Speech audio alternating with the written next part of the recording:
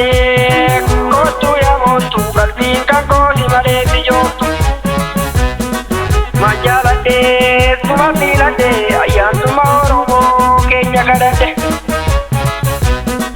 Jalati kanke, kesa ko malese, donde kanko mure bandese.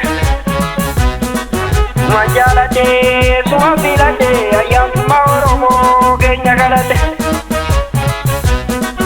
Mafilate kuleto apigire nyakanko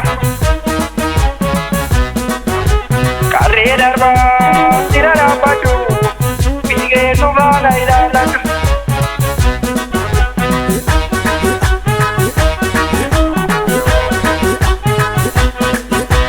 Tuya bagale kule muti dosa Anisu majale akami siyosa